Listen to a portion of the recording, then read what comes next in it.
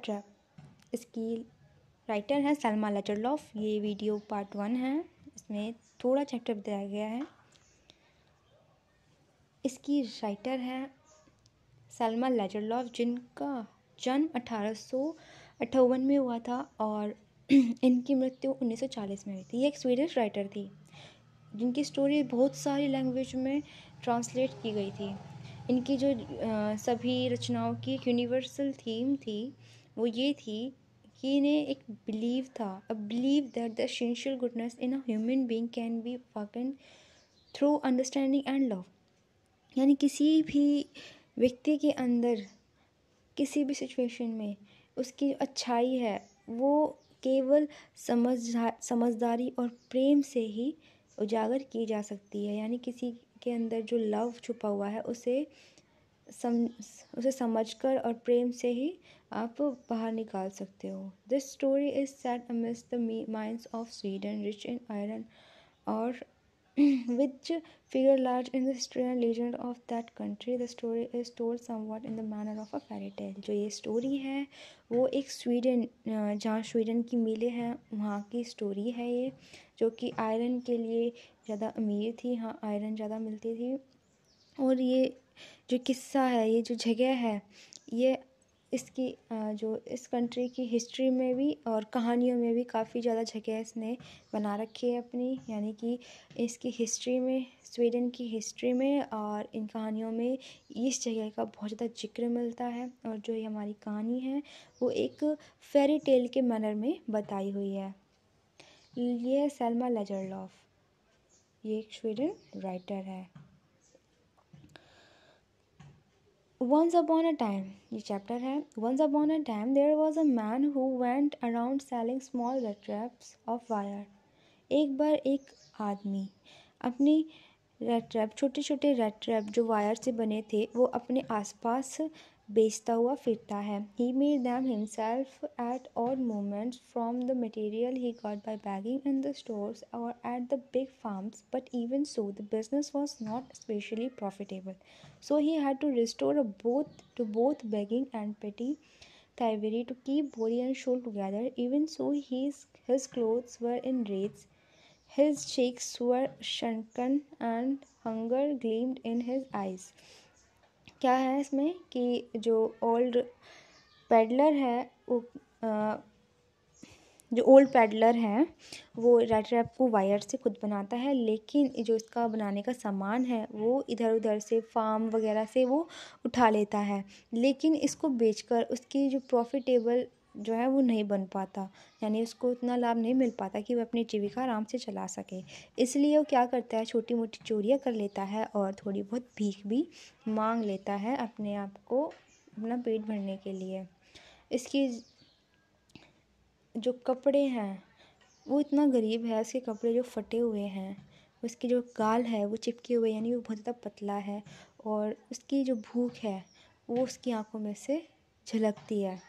No one can imagine how sad and monotonous life can appear to such a vagabond who plods along the road left to his open meditation. ये कोई भी नहीं सोच सकता कि किस तरीके से एक आवारा जो घूमता है, किस तरीके से उसकी जो दुख भरी लाइफ है वो काटता होगा, उस रोड पे चलते हुए, घूमते फिरते हुए अपने विचारों के साथ। यानी कि वो चलता फिरता अपने दिमाग में सिर्फ विचार लेके घूमता था। But one day this man had fallen into a line of thought which really seemed to him entertaining. एक दिन वह कुछ विचारों में पड़ जाता है, यानी उसे कुछ दिमाग में कुछ विचार आ जाते हैं जो उसको बहुत ज़्यादा एंटरटेनिंग लगते हैं, उसको बहुत ही ज़्यादा आकर्षित लगते हैं, अच्छे लगते हैं, सोचने में उसको अच्छा लगने लगता है। He had naturally been thinking of his red traps when suddenly he was struck by the idea that the whole world about him, the world with its land and seas, its cities and villages, was nothing but a big red trap. आम तौर पर जिस तरीके से वह अपने red trap के बारे में सोचता रहता है, चूहेदानियों के बारे में सोचता रहता है, वैसे ही आज भी वह सोच रहा है। लेकिन आज कुछ अलग आ जाता है उसके दिमाग में। वह सोचता है कि ये संसार जो है, संसार में धरती, समुद्र, शहर, गांव, ये सभी क्या है, यह एक रेड ट्रैप ही है, एक रेड ट्रैप की तरह ही है। It had never existed for any other purpose than to set pets for people. ये सब चीज़ें जो हैं हमारी धरती पर, ये और किसी उद्देश्य के लिए नहीं है, केवल व्यक्ति के लिए है, व्यक्ति को दाना डालने, जैसे कि चूहे के लिए चूहेदानी में हम चीज़ डाल देते हैं, कुछ भी डाल देते हैं खाने की, ताकि चूहा अंदर आ जाए। उसी प्रकार से धरती पे भी, इस संसार में भी कई चीज़ें हैं जिसके द्वारा व्यक्ति को जाल में फंसा जाता है।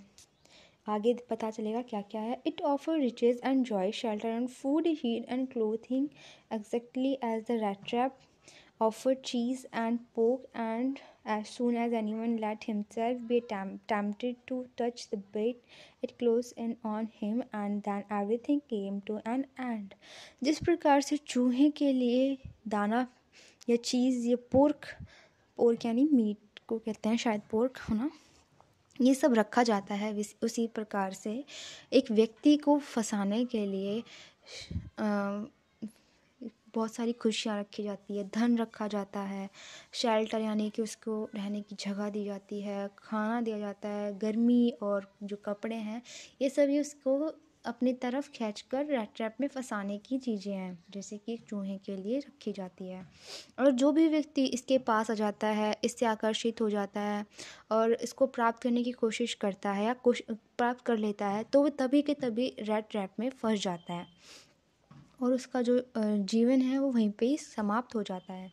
The world had of course never been very kind to him, so it gave him unwanted joy to think ill of it in this way. It became a cherished pastime of his during many dreary plodding to think of people he knew who had let themselves be caught in the dangerous snare, and of others who were still circling around the belt. अब जो peddler है, peddler को इतना ज़्यादा कुछ संसार से मिला नहीं है, यानी कि जो पैडलर है वो बहुत ज़्यादा गरीब है, इसलिए अब वह सोचता है कि कौन कौन इस संसार में जाल के अंदर फंसता जा रहा है। ये उन लोगों के बारे में सोचता है जिनको ये जानता है, जो फंस गए हैं और जो फंसने की कगार पे यानी कि उस जाल के आसपास घूम रहे हैं, उनके बारे में सोचता है। और उसे ये सब सोचकर बहुत ही ज़्यादा अच्छा लगता है, उसको ये सोचना बहुत ही ज़्यादा अच्छा लगने लग जाता है और उसका वो अच्छा पास टाइम बन जाता है, यानी कि अब वो लगातार इसके बारे में, जब वो खाली होता है तो इसके बारे में वो सोचता रहता है और वह सिर्फ उन लोगों के बारे में सोचता है जिसको वो जानता है। अब आगे बताया गया है रैट ट्रैप किसी कॉफ्टर, जो पैडलर है वो कॉफ्टर के घर में रुकता है और उसके साथ मतलब वो दोनों आपस में क्या क्या करते हैं, क्या क्या आगे होता है वो आगे पता चलेगा। One dark evening, as he was strutting along the road, he caught sight of a little grey cottage by the roadside, and he knocked on the door to ask shelter for the night. अब एक evening होती है जब वो एक road पे ऐसे आवारा घूमता रहता है। उसके बाद वो एक डार्क ग्रे कॉटेज देखता है, यानी एक ग्रे कलर की झोपड़ी देखता है, रोड के साइड में बनी हुई है, और उसमें वो सोचता है कि क्यों ना इसमें आज रात इसमें रुका जाए। Nor was he refused. Instead of the shore faces which ordinarily meet him, the owner, who was an old man without wife or child, was happy to get someone to talk to in his loneliness. Immediately he put the poorest pot on the fire and gave him supper. Then he carved off such a big slice from his tobacco roll that it was enough both for the stranger's pipe and his oven. Finally, he got out an old pack of cards and played majolies with his guest until bedtime.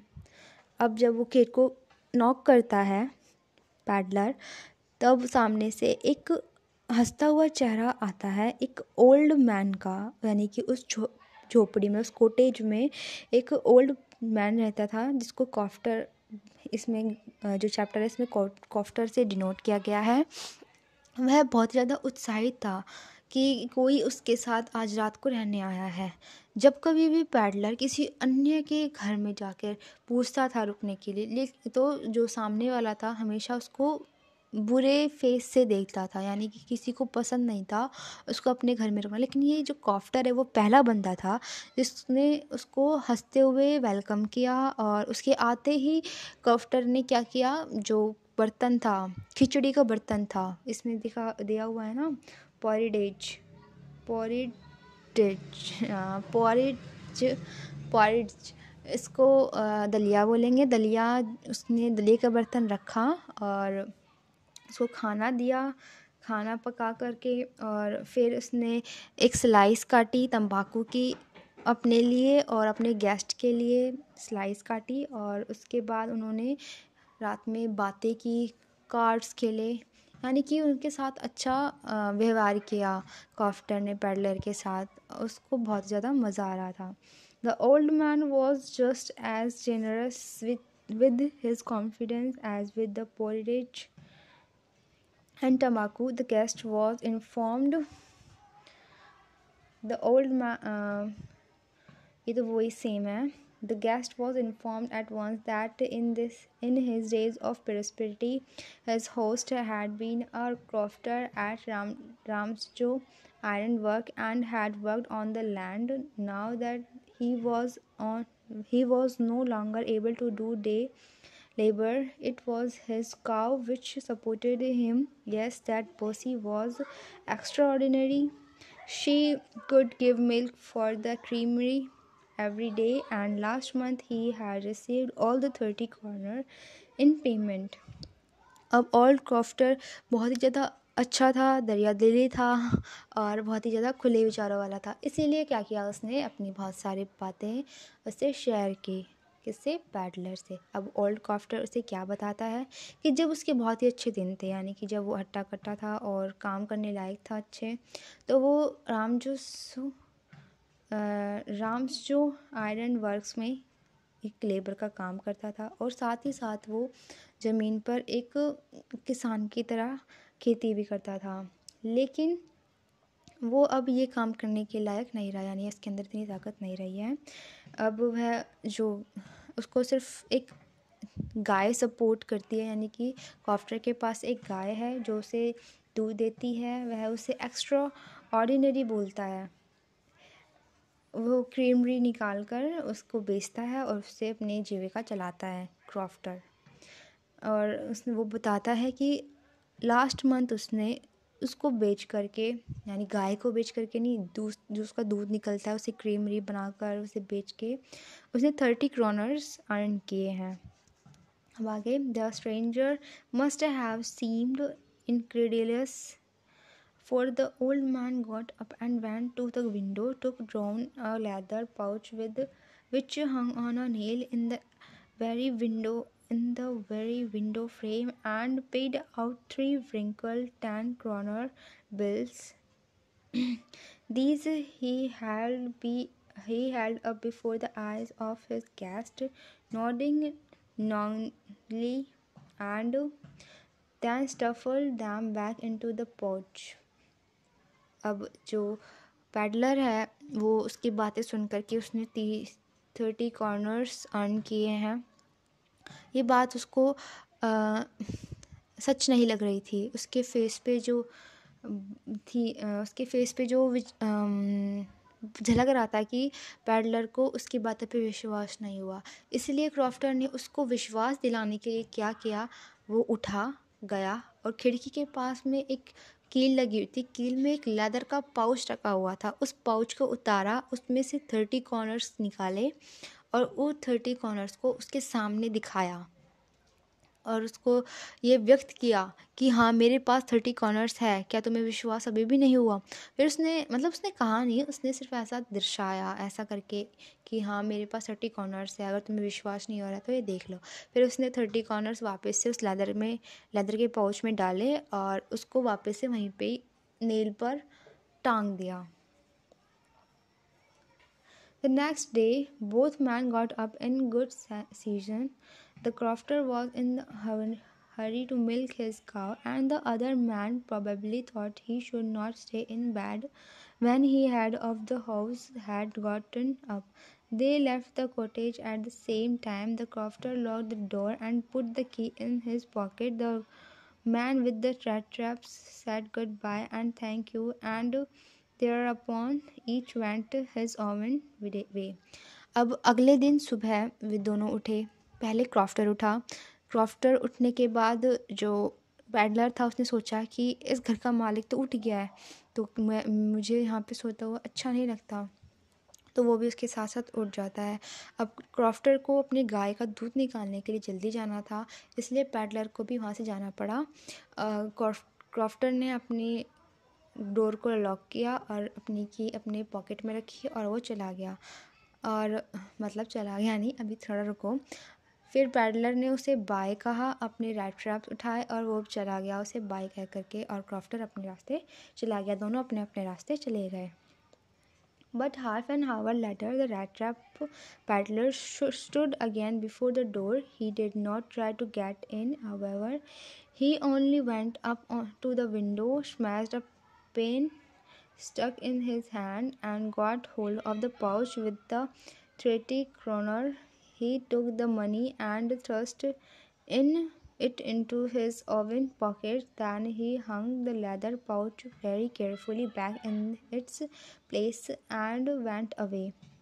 अब दोनों अपने अपने रास्ते चले गए थे, लेकिन अब क्या हुआ, आधे घंटे के बाद जो पैडलर था वो वापस उस कॉटेज के सामने आया और गेट के सामने आके खड़ा हो गया। लेकिन इस बार उसने गेट नहीं खड़काया, क्योंकि उसको अंदर नहीं जाना था। वो थोड़ा सा ऊपर चढ़ा विंडो के पास, और विंडो के पास उसने जो कांच था खिड़की का वो तोड़ा, अंदर अपना हाथ डाला और पाउच निकाल कर, लेदर का जो पाउच रखा हुआ था, पाउच निकालने के बाद उसमें से 30 कॉर्नर निकाले और उस पाउच को वापस से वहीं पे टांग दिया और वहाँ से चला गया।